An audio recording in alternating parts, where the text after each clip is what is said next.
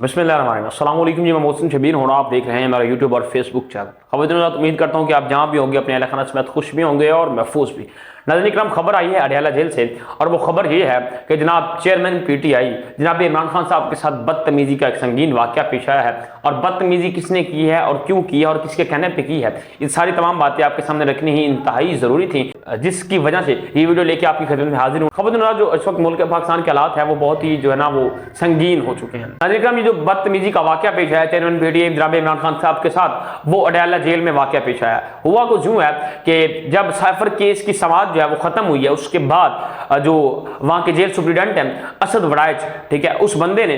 जो वहाँ का सुप्रीडेंट था उसने बदतमीजी की है इमरान खान साहब के साथ। समाअत खत्म होते जब समाअत खत्म हुई है उसके बाद जो है उसने बदतमीजी की है। बदतमीजी क्यों की है कि जब समाअत खत्म हुई है इमरान खान साहब जो हैं उन्होंने मीडिया के जितने भी जो है वो खड़े हुए थे वहाँ पे नुमाइंदे या मीडिया के जितने भी लोग खड़े हुए थे उनकी तरफ जाकर जो है कुछ बातें करने गए हैं और उनको जाकर उन्होंने कहा है इतवार जो 28 जनवरी है, 28 जनवरी का उन्होंने टाइम दिया है और उन्होंने जो एक पॉइंट ऑफ व्यू देना था, जो लोगों को उन्होंने इतला देनी थी, जो एक हंगामी काल थी, इमरान खान साहब ने वो दे दिया। उन्होंने कहा है कि 28 जनवरी को जितने भी उनके पाकिस्तान तहरीक इंसाफ के नुमाइंदे हैं जो इस वक्त खुद को जो है वो रूह पोष उन्होंने रखा हुआ है, गिरफ्तारी से बचने के लिए खुद को उन्होंने रूह पोष रखा हुआ है कि वो गिरफ्तारी से बच सके, गिरफ्तार ना हो, उनके लिए उन्होंने पैगाम दिया है कि वो जो है वो घरों से बाहर निकले, 28 जनवरी इतवार को बाहर निकलें और अपने साथ जो है वो मुख्तलिफ जगहों पे मुख्तलिफ किस्म के जो जलसे करें, रैलियां निकालें और लोगों को, मर्दों को और औरतों को भी जो है वो उन्होंने कहा है कि वो सारे बाहर निकलें और जो है वो क्योंकि देखिए ये जो इलेक्शन बहुत करीब है, इलेक्शन का दिन है और ये सारे काम इंतहाई ज़रूरी हैं। बकौल इमरान खान साहब ने जो इमाम से जो नुमाइंदों से कहा है, जितने भी मीडिया के जो शख्सियात खड़ी थी उन्होंने जो बताया, जो मालूमात हमें मौसूल हुई है, इमरान खान साहब ने कहा है कि जितने भी पाकिस्तान तहरीक इंसाफ से मुंसलिक लोग हैं जो गिरफ्तारी के खौफ से जो है खुद को रूपोश रखे हुए हैं कि गिरफ्तारी ना हो, क्योंकि आगे देखें आप खुद जानते हैं कि इलेक्शन के दिन बड़े ही करीब हैं और इन दिनों में जो है वो उनका बाहर रहना जितने भी मेंबरान रूपोश हैं बड़ा ही ज़रूरी है। तो इमरान खान साहब ने इसके मुतालिक कहा है कि 28 जनवरी को जितने भी पीटीआई के एमएनए या एमपीए या जितने भी कारकुनान हैं, जितने भी कारकुन हैं खुद को जिन्होंने रूपोश रखा है वो बाहर निकलें और अपने साथ जो है मुख्तलिफ जगहों पर जो रैलियाँ निकालें, जलसे करें और मर्दों और औरतों को भी साथ लाएं, क्योंकि ये बड़ा ही जरूरी है, क्योंकि इस वक्त पाकिस्तान तहरीक इंसाफ को जितवाना बहुत ही लाजमी है। बकौल इमरान खान साहब के उन्होंने कहा है कि इलेक्शन के दिन बड़े ही करीब हैं और आप सब बाहर आएं। नाज़रीन इकराम, जब ही जो ये बात उन्होंने शुरू की ना इमरान खान साहब ने कि आप सब ने 28 जनवरी जो है वो 28 जनवरी इतवार के दिन सारे जो जितने भी मतलब कारकुन है पीटीआई के उनको लेके इकट्ठा हों अपनी अपनी शहरों में, अपनी अपनी इलाकों में, अपने अपने मोहल्लों में। तो उन्होंने जब ये बात की तो जो अडयाला जेल के सुप्रीडेंट थे असद वड़ाइच, इस तरह का उसका कोई नाम है, तो वो फौरन आया और ना बड़ी जो है बदतमीजी, जो एक ना बड़ी जिसे कहते हैं कि गलत लहजे में इमरान खान साहब से उसने बात की, एक ना बेहयाई किस्म की जो है गुफ्तगू इमरान खान साहब के साथ की और उन्होंने इमरान खान साहब ने कहा कि क्यों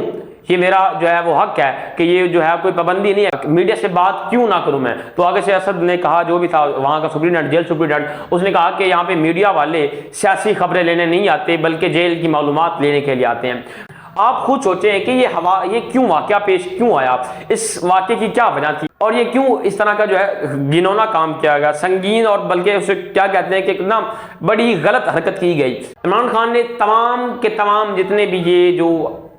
ताकतवर हैं उनको हवास बाख्ता कर दिया है, चाहे वो नून लीग है या जो भी है, जितने भी हैं। खैर आप सबको पता है कि इस वक्त इमरान खान साहब के साथ क्या क्या हो रहा है और कौन कौन कर रहा है,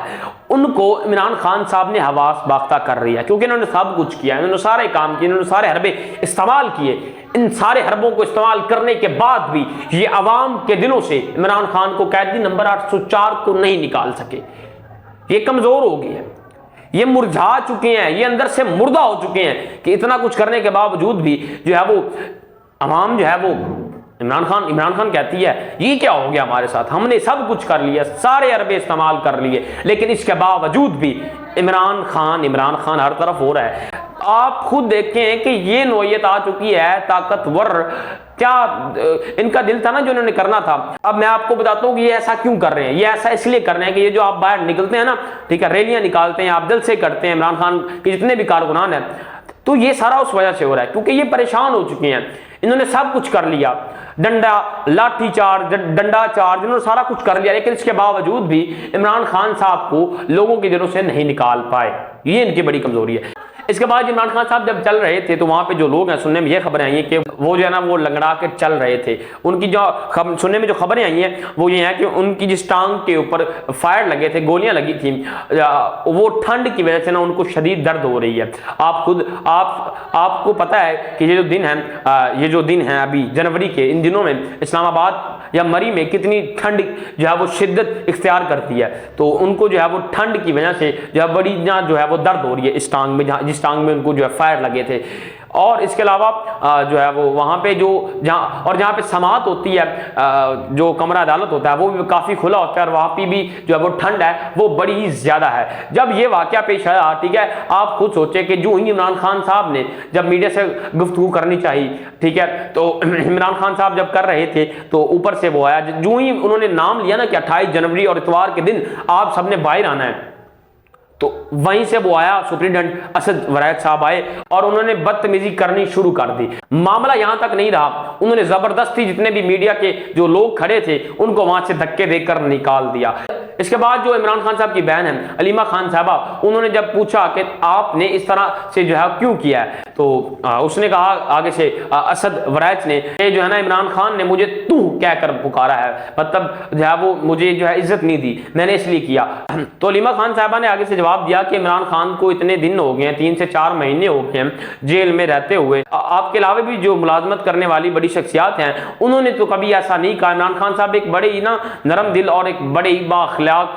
بندے ہیں، تو انہوں نے ایسا کچھ کام نہیں کیا۔ آپ کو اندازہ ہو گیا ہوگا کہ اس وقت جو ہے ان کی کیا صورتحال ہے، کہ جو اسد ورائچ ہے اس نے کسی کے کہنے پہ کیا ہوگا، اور یہ حقیقت ہے، کسی کے کہنے کے اوپر ہی کیا ہوگا،